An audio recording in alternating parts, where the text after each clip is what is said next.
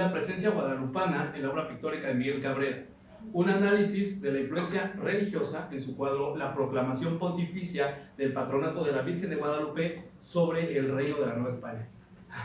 Bueno, el cuadro tiene un título muy largo. Mi asesor es el doctor Michael Schuster, a quien también agradezco encarecidamente por todo el apoyo, porque incluso iniciando su sabático, él tuvo también la atención de finalizar el proceso de proyecto terminal conmigo. Entonces, Michael, un abrazo a la distancia.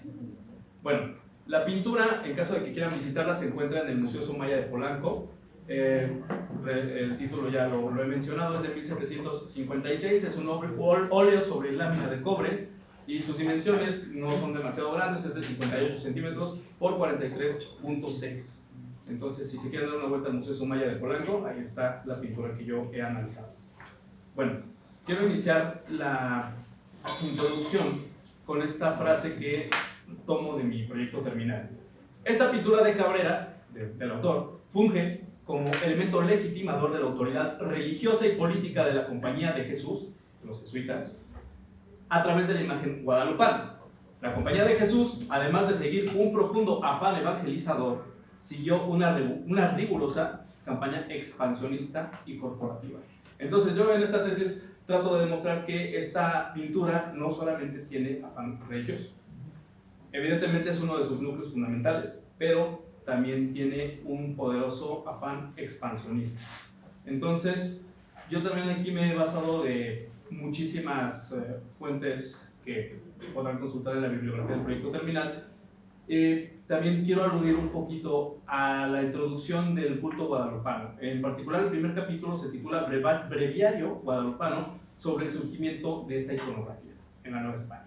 Entonces, yo abordo ciertas características que comparte la Virgen de Guadalupe con otras expresiones religiosas, por ejemplo, la Virgen de Covadonga, la Virgen de Extremadura y pues algunas otras advocaciones marianas. Resalta, por ejemplo, el elemento de la mujer vestida de sol, que ese elemento en latín se pronuncia mulier ad mita sole, y hay muchísimas iconografías guadalupanas, bueno, no guadalupanas, sino marianas, que comparten a la mujer vestida de sol. Entonces, la Virgen de Guadalupe bebe de esa iconografía. Y no solamente retomo en este primer capítulo a todas las iconografías europeas, también tomo iconografías prehispánicas. En particular, tomo la figura de Tonantzin, pero también me enfoco un poco en la figura de Xilonen. Quienes estén familiarizados con la agricultura sabrán los famosos chilotes, ¿no? Esas, ¿cómo se puede decir? Esos acomodos que se ponen en los sembradíos, y Cihuacuatl. Pero en particular quiero leer esta frase de Miguel León Portilla en torno a la figura de Tonantzin. Ella, Tonantzin, había sido adorada precisamente en el Tepeyac, es el espacio en donde está el altar guadalupano, a donde desde mediados del siglo XVI muchos seguían yendo en busca de la que comenzó a llamarse Nuestra Señora de Guadalupe. Entonces, en este primer capítulo trato de exponer a Guadalupe como elemento cohesionador tanto de las advocaciones marianas europeas como también de las advocaciones prehispánicas. Y cierro este primer capítulo con la siguiente frase: las dos figuras representativas de ambas religiones en torno a una divinidad materna, en este caso Santa María y Tonantzin, convergen en la iconografía de Santa María de Guadalupe. Este acontecimiento religioso fue la pieza fundamental para la consolidación de la Iglesia Católica novohispana. Después, el segundo capítulo se titula Consolidación de la iconografía guadalupana como principal proyecto religioso novohispano. Reitero, es un cuadro religioso, pero a pesar de serlo, pues realmente no es el único núcleo que mueve esta pintura. En particular, quiero hacer también referencia a otro libro, esta vez también de Miguel León Portilla. Este es referente a Nicán Mopohua, que es en donde se relata el acontecimiento de la aparición de la Virgen de Guadalupe, porque me parece muy pertinente hacer esta aclaración tanto para el Nicán Mopohua como para la iconografía guadalupana. Dice León Portilla: no discutiré este tema, el de la historicidad que refiere al Nicán Mopohua, por la sencilla razón de que lo sobrenatural y milagroso no puede ser afirmado o negado por la historia. Entonces aquí yo en ningún momento trato de afirmar o de negar la historicidad de la iconografía guadalupana. Simplemente estoy realizando un recorrido histórico tanto de las fuentes europeas como de las fuentes prehispánicas. Y bueno, cierro este segundo capítulo con la siguiente frase: Guadalupe, culmen de la evangelización novohispana.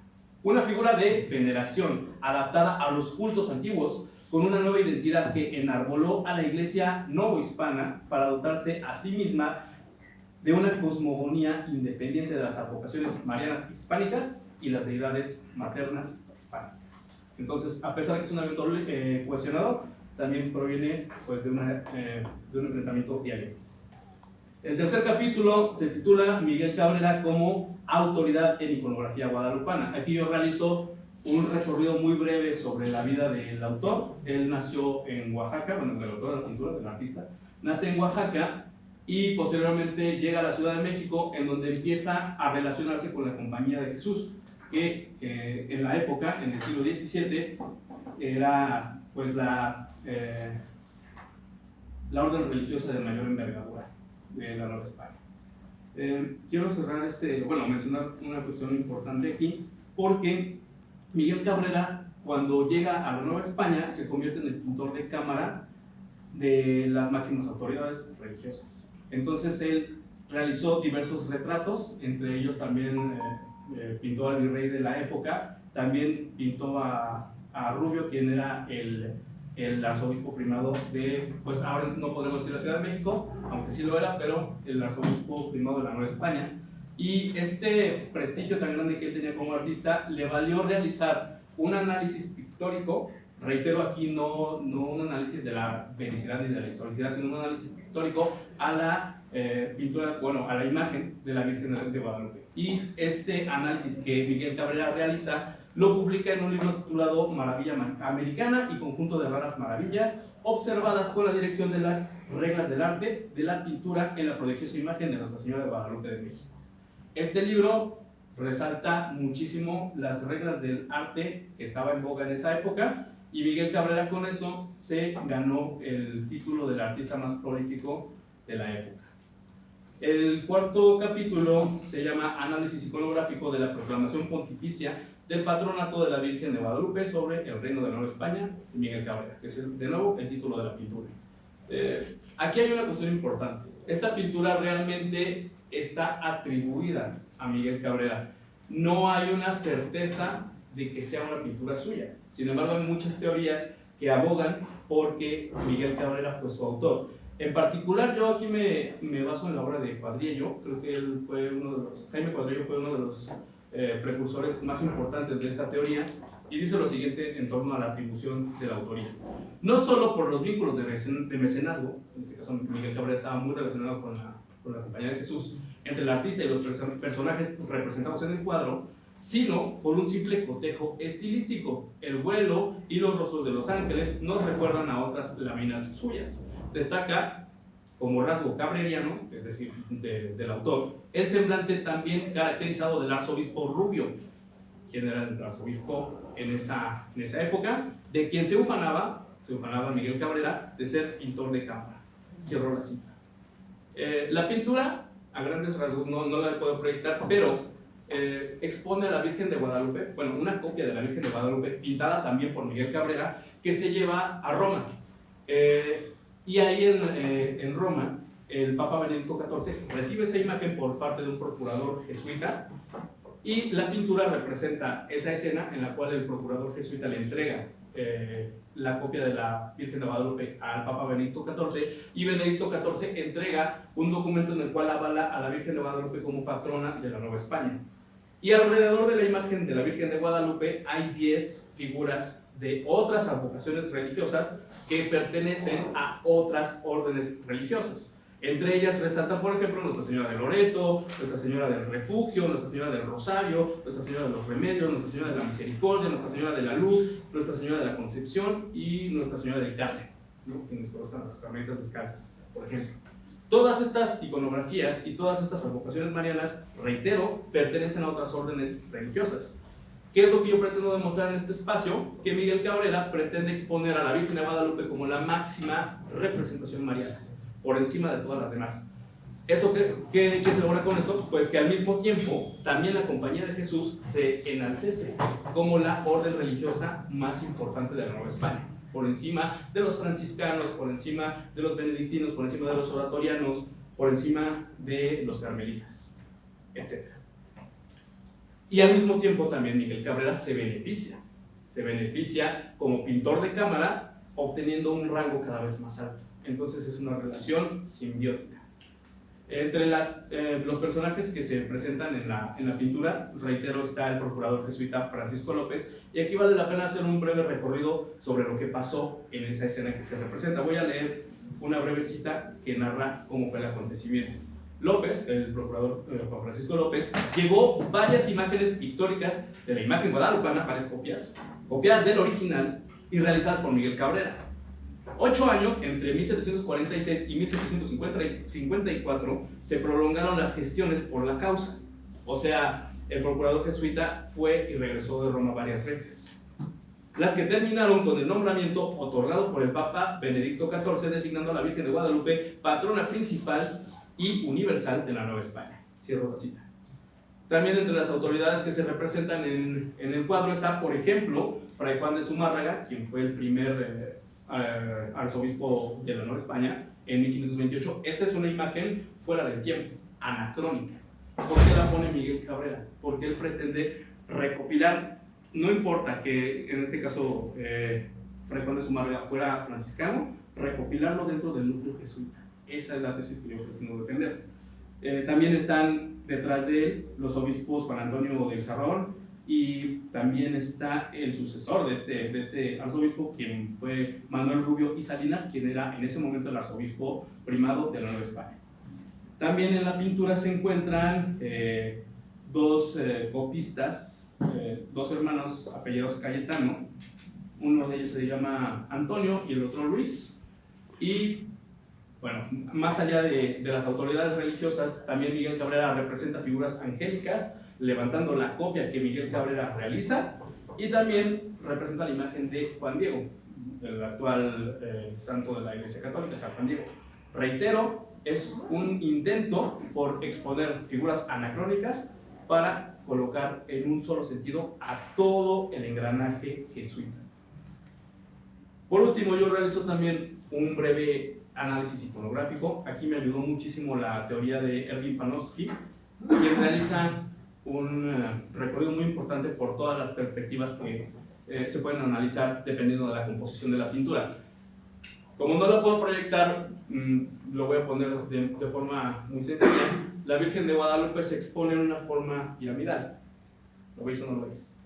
Entonces, alrededor de la imagen de la Virgen de Guadalupe se colocan diversas iconografías de otras advocaciones marianas. Esta figura piramidal recibe un nombre según la teoría de Erwin Panofsky, que se titula cuadro base. Y la primera vez que se utiliza el cuadro base en una obra iconográfica fue en 1546 por parte de Hieronymus Rottler, dice Erwin Panofsky. Esta estructura, aparecida en Frankfurt en 1546, se basa en lo siguiente: hay que trazar las ortogonales, es decir, las líneas que convergen en el punto de fuga, convergiendo en un punto para determinar después los intervalos de profundidad. Entonces, esta figura obedece a esa estructura piramidal.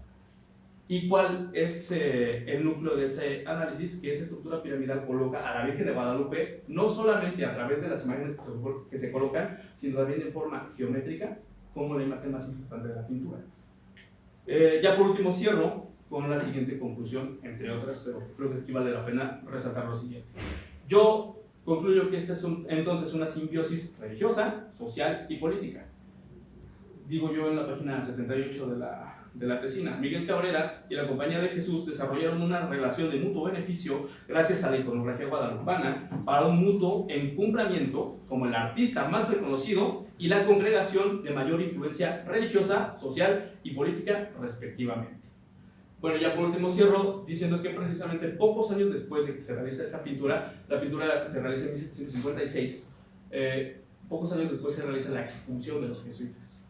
Sin embargo, Miguel Cabrera vivió en el auge de la Compañía de Jesús. Entonces él disfrutó durante toda su vida, salvo el último año que fue cuando realizaron la expulsión de los jesuitas, de la máxima gloria como el pintor de cámara y el pintor más reconocido de la Nueva España. Muchas gracias.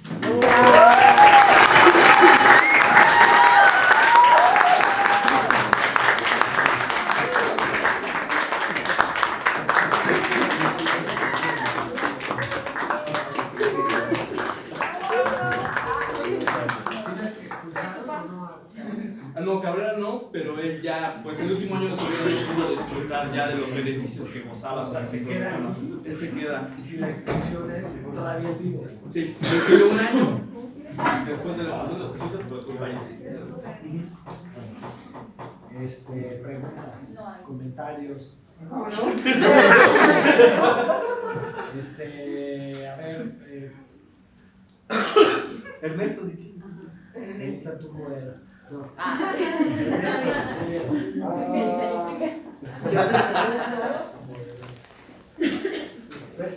Creí que al principio iba a empezar nada más a los tres, pero creo que principalmente, o sea, yo ya sé cosas, pero principalmente a Jessica y a Mónica, ¿de qué manera sus personajes principales, sin spoilers, las atraviesan a ustedes como en un asunto medio autoficcional? Y a ti, Javier, ¿cómo te atraviesa tu tema de investigación? ¿De qué forma atraviesa como tu experiencia de vida? Y pues eso. La mía va ligada a diferentes.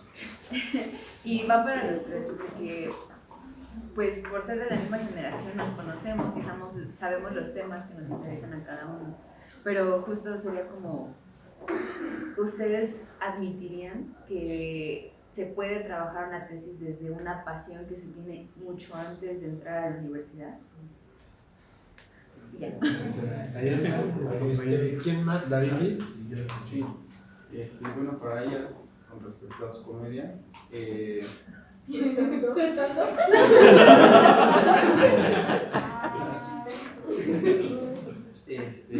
podrían decir que hay una especie de relación entre la historia y la metaficción, y hasta qué punto sería, o cómo lo aterrizan, pues, para si es que hay un elemento histórico en ella, y si no, o lo consideran pura literatura. Y para Javi, bueno, en el terreno político, el arte en el terreno político es un tema muy, muy bueno. Bueno, pensando en el hoy, con ganas de escuchar más, ¿crees que siga teniendo ahora la pintura una carga política o ya es únicamente artística? Ya, y Falta Melissa. No, Gibran y luego Miri. Ok, bueno, yo ya había escuchado más o menos un poquito de los dos trabajos de Michelle y de Jesse. El de Javier me parece interesante, es un tema bastante interesante. Sin duda, difícil compaginar esta idea de escribir de otro tiempo desde otro lugar, ¿no? Yo quiero saber, que creo que se liga con las preguntas de Ernesto, de Meli y de otro, que creo que es una pregunta muy válida. ¿Qué se siente escribir sobre otra persona? ¿Qué tanto hay de ti en esa otra persona? ¿Qué tanto ¿Qué tanto se escapa de ti o qué tanto hay ese distanciamiento de ti con lo que estás escribiendo y sobre de quién estás escribiendo? Y para Javi, la pregunta sería como un poquito más de orden histórico. Si alguna vez consideras, como para ampliar este terreno de investigación, precisamente la crisis económica, política y social que está viviendo la Nueva España en ese momento, y que va a dar paso a la transición entre lo que es el periodo de los Habsburgo a los Borbones, ¿no? Y qué tanto tiene como influencia en este proceso de reivindicación política y social que pretende Cabrera. Miri. Pues esa obra solamente me interesa, bueno, primero felicitar los tres proyectos, me encantaron, chicas que he dejado, no sabía que estaban tan metidas en la literatura y me parece fascinante, o sea, necesitamos más chicas que se atrevan a escribir y luego siento que el meterse como que de primera persona dentro de los personajes, no sé, me parece maravilloso, felicidades, ¿no? Y bueno, la pregunta para los tres es ¿a qué se enfrentaron? ¿Cuáles fueron sus dificultades? O sea, ¿qué consejos nos pueden dar desde su posición de estarlo haciendo, de estar terminando? Y pues sí, eso. Bueno, ahora sí yo me voy. Suerte, me va a gustar. Ahí los dejo.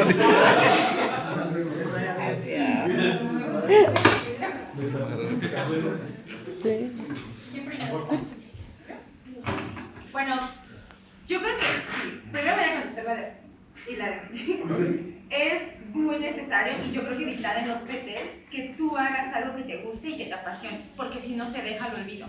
O sea, no tiene que ser a fuerza una serie, algo, no, tiene que ser dentro de tu ámbito, del que sea algo que te apasione. En mi caso, yo estoy muy interesada en investigar la autoría y la literatura mexicana, y de esas mujeres que han quedado retrasadas o en la historia, que no se incluyen en una historia moderna o contemporánea. Entonces, por diversas formas, por la educación, por muchas formas, pero se han quedado atrás. Entonces, cuando yo tuve la oportunidad de escribir de esto, quise reflejar eso, o sea, la historia de estas mujeres que no se han podido sacar a luz o que la gente las desconoce. O sea, yo cuando entré aquí a esta investigación, yo no conocía a muchas de las autoras. A mí Laureana Britt era desconocida. Laura Méndez de Cuenca, o sea, no sabía ni de su existencia. Y siento que es algo muy feo que siendo estudiantes de humanidades desconozcamos de autoras mexicanas. Entonces también esto era la visibilidad que yo quería dar con esto. O sea que si tú como estudiante de humanidades tú no tienes ni idea de quién es, imagínense a las personas de otras áreas que desconocen totalmente. O sea que nunca se van a acercar a una tesis, a un proyecto, algo así. Entonces, por eso la novela. Y siento que es esto, o sea, el que tú hagas algo que te guste te va a ayudar a que lo quieras llevar a más y que te ayude a este proceso y esta autoconcepción del personaje, pero que se vaya construyendo fuera de ti. Es la otra pregunta, o sea, tú cuando estás escribiendo tienes que... La profesora Claudia nos dijo que pues no es aburrido, pero sí es algo complejo o chocante a lo mejor, que tú como autor pongas exactamente tu vida y tu esencia y todo en un personaje, cuando ese personaje tiene que ser completamente o por una parte diferente de ti. Ese yo creo que es uno de los mayores retos, el que tu personaje tenga esencia propia, sus propias decisiones, un pensamiento autónomo y que sus decisiones sean coherentes con lo que sucede en el libro. Es muy difícil, pero a lo largo de los talleres yo creo que va funcionando todo eso. Los talleres de Mitch también nos han ayudado mucho y sí, siento que es eso. Y también contestando su pregunta, uno de los mayores retos que tuve yo fue esto mismo, encontrar escritoras con seudónimos masculinos. Encontré 2, indagué más de 100 periódicos, busqué más de 100 fuentes, me fui a fuentes primarias, a la hemeroteca, y investigué de cada autor, de cada artículo que escribió, y solo en 100 periódicos encontré 2, que es Iván Lewsowski y un autor que se puso de seudónimo masculino, Jarochara, que lo incluí porque es una referencia a un hombre masculino. La tendencia, el 70% de las mujeres que escribían bajo seudónimos, y estaba muy de moda escribir bajo seudónimos de flores, pero no hay registro de autoras con seudónimos masculinos. Y entonces, para eso da para mucho más, o sea, investigar qué tanto ha pasado, qué tanto es cierto, y indagar todavía más en periódicos que están restringidos y que podemos ver qué porcentaje es de seudónimos masculinos. O sea, siento que es un tema que da para mucho más y que podemos investigar y que podemos encontrar muchísimas autoras que no están visibles. Ahora, con respecto a lo de la metaficción, la metaficción también tiene como base principal que el autor muchas veces mezcla la realidad con la ficción y da un salto continuamente. Esto nos ayuda a Mitch y a mí a que esta historia tome vida propia. El que nosotros pasemos de citar a las violetas de Anáhuac y después contar la historia de Catalina, va formando una historia, pero no quitando la real. Los textos de las violetas están ahí, los textos de las hijas de Anáhuac que son anteriores a ellas están ahí, los textos de Laureana Britt, que es una de las precursoras y la fundadora de las violetas de Anáhuac, están ahí. solo que con la historia de Catalina hacemos que se visibilice la historia detrás de las mujeres y qué significaba escribir. Entonces, en eso nos ayuda la metaficción, o sea, esta parte real que da un salto continuo con la historia y vuelve, que el personaje es autoconsciente, pero que también el lector sea autoconsciente de este salto. Ahora, mi historia se divide en el pasado y en el presente, entonces esos saltos en el tiempo también la vuelven metaficcional. ¿Por qué? Porque la autora está escribiendo además una novela, entonces está escribiendo una historia dentro de una historia. La historia aparte se escribe en un diario, entonces vemos dos diferentes tipos de lenguaje y de diégesis. Además, por otra parte, la protagonista del mundo moderno está buscando a la autora de la novela, que es con un seudónimo masculino. O sea, vemos diferentes saltos de la ficción, pero saltos dentro de la ficción. O sea, son saltos repentinos que nos permiten crear una historia verdadera. Y creo que ya respondí a todas. Muy bien.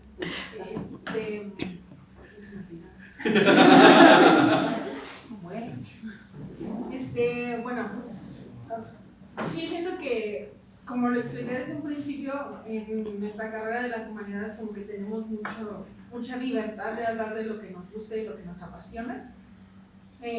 Yo en un principio quería hacer una tesina normal sobre mirada femenina y mirada masculina en el cine de superhéroes, entonces iba a ser una tesina, un ensayo académico así como tal.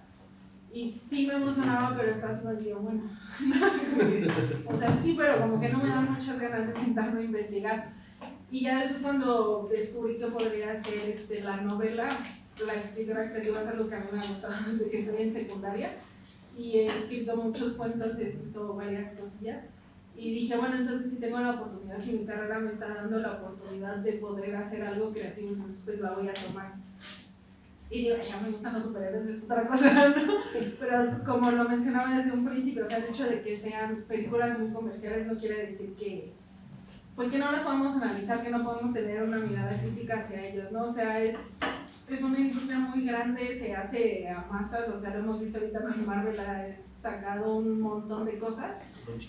Y nosotros las seguimos aceptando y seguimos aceptando estereotipos, y es como de que, bueno, o sea, pueden estar ahí, pero nosotros con mirada crítica podemos decir, o sea, esto no es real, no me está representando. Entonces, para mí uno de los retos en mi proyecto terminal es eso, ¿no? O sea, como de que probablemente por ser un tema que muestra cine de superhéroes, como que no lo tomen en serio, no lo tomen tanto en cuenta, y que digan, ¿saben qué? Pues deja de estar haciendo tonterías, deja de jugar y haz algo de provecho. Es algo que a mí me da miedo y decir, bueno, o sea, como que siento que me voy a topar con pared de decir que me digan esto no es académico, pero yo creo que también hay que proponer ese tipo de cosas, ¿no? O sea, como de nuestros hobbies o lo que nos guste, que también podemos hacer análisis, también podemos tener una crítica y también podemos tener decir, ¿sabes qué? Esto no me gusta y lo quiero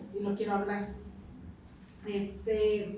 Con respecto a los personajes, una cosa que yo he aprendido es que crear personajes es crear a otra persona, a otro ser humano, ¿no? Es darle miedos, es darle una fecha de nacimiento, un signo zodiacal, o sea, hacer una persona compleja y completa, ¿no? En todo su sentido. No solamente es un personaje plasmado en una página, es ponerle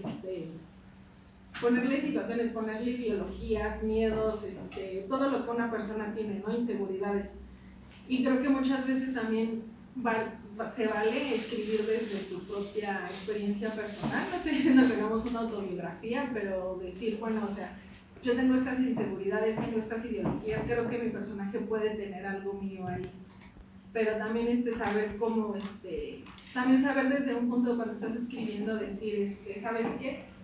Este no es mi personaje, no creo que vaya a tomar esta decisión y no creo que se vaya a ir por este rumbo, ¿sabes? Que también es saber cómo que desechar y serle fiel a esa persona, o sea, que aunque sea ficticia, para mí sigue siendo una persona y decir, ¿sabes qué? O sea, serle fiel y no va a hacer eso, no se va a comportar así, entonces crea una persona, un ser humano real, porque así creo que los demás también se pueden sentir identificados, así no va a ser un personaje plano.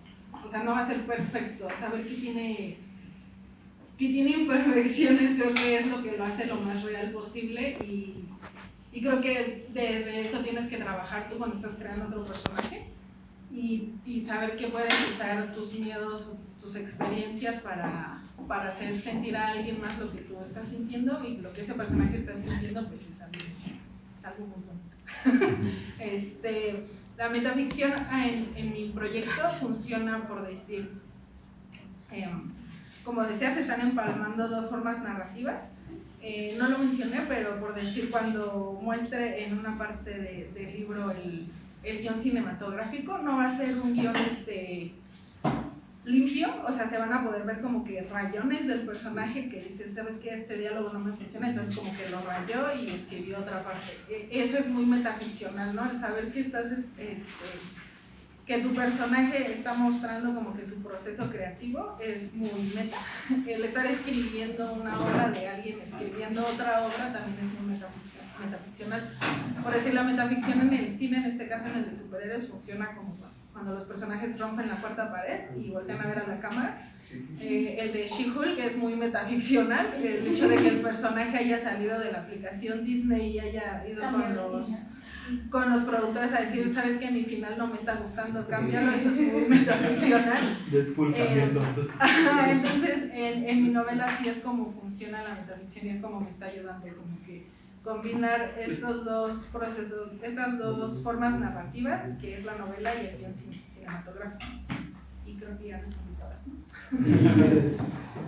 Bueno, yo quiero primero responder de manera relacionada a las preguntas de David y la de Gibran, porque me parece que tiene un calado teórico muy profundo. En primer lugar, la cuestión de la política y el arte. Yo creo que el arte es indisociable de la política y precisamente en esa época, que ya estaba muy cerca de las reformas borbónicas, pues esta pintura juega un papel muy importante. Yo no sé qué hubiera pasado si en tiempos de los Borbones esta pintura hubiera visto la luz. No puedo realmente contestar muy a profundidad la cuestión económico-política, pero quizá me pueda basar un poquito en la cuestión filosófica desde la perspectiva de Gustavo Bueno y un poquito de la perspectiva del teórico de la literatura Jesús Maestro. Para él, y bueno, tanto para Jesús Maestro como para Gustavo Bueno, hasta las reformas borbónicas de la Nueva España no era una colonia de España, la Nueva España era España. Es decir, Miguel Cabrera era tan español como un pintor nacido en Madrid. Ya no sé qué hubiera pasado posteriormente, pero sí, seguramente la cuestión política hubiera sido una indisociable. Entonces, creo que relacionar esas dos preguntas daría para un proyecto de investigación muy profundo. Llámese un artículo indexado, llámese un libro, llámese una tesis de maestría o de doctorado con la suficiente documentación. Entonces, me parece bastante interesante que lo hayan puesto sobre la mesa. Reitero, yo no tengo los elementos suficientes para responder a profundidad, pero al menos desde esta perspectiva creo que abrir las puertas para nuevas investigaciones es algo también muy importante. Entonces, gracias por ponerlo sobre la mesa. Y desde la perspectiva ya no tanto teórica, sino la metodológica, igual creo que están muy relacionadas las preguntas de Miri, la de Ernesto y la de Meli. ¿Cómo relacionar una pasión? Desde el inicio de la carrera, yo creo que es algo muy difícil porque yo creo que es una responsabilidad muy grande preguntarle a una persona que recién salió de bachillerato o que viene de otra carrera, ¿qué quieres hacer el resto de tu vida? O sea, creo que el realizar una carrera universitaria te ayuda a formar esa pasión, pero creo que sí tiene tintes muy importantes. Y precisamente yo creo que esta pintura sí desarrolló en mí una pasión, más allá de que yo desde el principio de la carrera haya buscado desarrollarla. Creo que el mismo andamiaje teórico que obtuvimos aquí a través de nuestra formación con diferentes profes, evidentemente aquí Michael Schuster fue un pilar fundamental para mi interés, pero cualquiera de ustedes, por ejemplo, tendrá algún profesor o profesora o profesore que les haya marcado, ¿no? Yo por eso dije la frase a media exposición, lo veis o no lo veis. Le mando un abrazo a Alejandro Estrella, por ejemplo, a Senia Llévenes. Tengo muchos profesores que aquí me han marcado muchísimo, a quienes les agradezco mucho, y evidentemente también a las personas con las que he compartido aula, porque no sería la misma persona si ustedes no hubieran estado aquí. Y pues igual, en cuestión de la propuesta que nos hace. Este desarrollo pues realmente sí tiene muchas dificultades. Yo lo que hice fue realizar un estudio previo muy fuerte 6 meses antes de mi proyecto de mi seminario de investigación 1. Yo realicé más o menos entre 6 meses y un año investigación por mi cuenta y a posteriori pues ya tenía una guía un poquito más estructurada. Pero esto no es de sacárselo de la chistera. Y no digo que aquí se pretenda optar por la genialidad, que sería lo ideal, pero realmente no somos geniales cuando queremos, sino cuando podemos. Y cuando se dan las condiciones de posibilidad, que eso también hay que reconocerlo, es cuando se puede enfrentar de mayor o de menor, o en mayor o menor medida, las dificultades que conlleva escribir una tesis o una tesina o un proyecto terminal. Entonces, creo que sí es importante que como estudiantes reconozcamos aquellos pilares que nos han ayudado, llámese familia, llámese acceso a ciertas instalaciones. No cualquiera, y de verdad yo reconozco mucho el esfuerzo de muchas personas que en la pandemia hicieron hasta lo imposible por exponer sabiendo que no tenían luz en su casa, por ejemplo. Y que como sabían que no tenían luz en su casa, grababan su parte 2 días antes y la mandaban. Eso para mí es un esfuerzo infinitamente mayor al que podría yo hacer con las condiciones que tuve. Entonces, de verdad, mi eterna admiración a esas personas. Fuera de eso, creo que también pues, el conjugar las pasiones, además de las condiciones de posibilidad, pues es cuando se puede generar un proyecto terminal, una tesis, etc. Entonces, pues, de nuevo yo reitero mi agradecimiento para quienes están aquí, para quienes nos acompañan desde la virtualidad y para quienes pues, también, de una u otra manera, pues, han propiciado que se haya dado este espacio. Muchas gracias.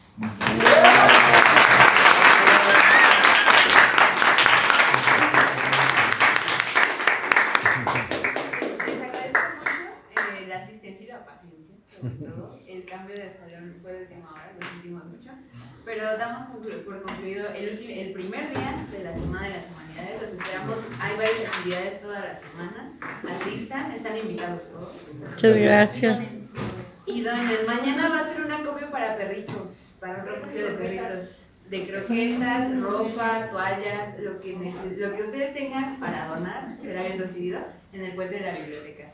Y muchas gracias a los presentadores. Va a ser afuera de Limbo. Ah, sí, la plática del acopio en la biblioteca, el acopio afuera de Despídense, chicos.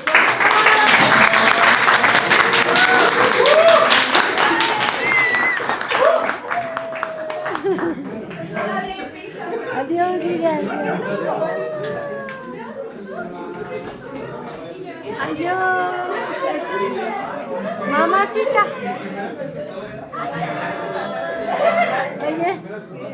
Oye, y adiós a la comida.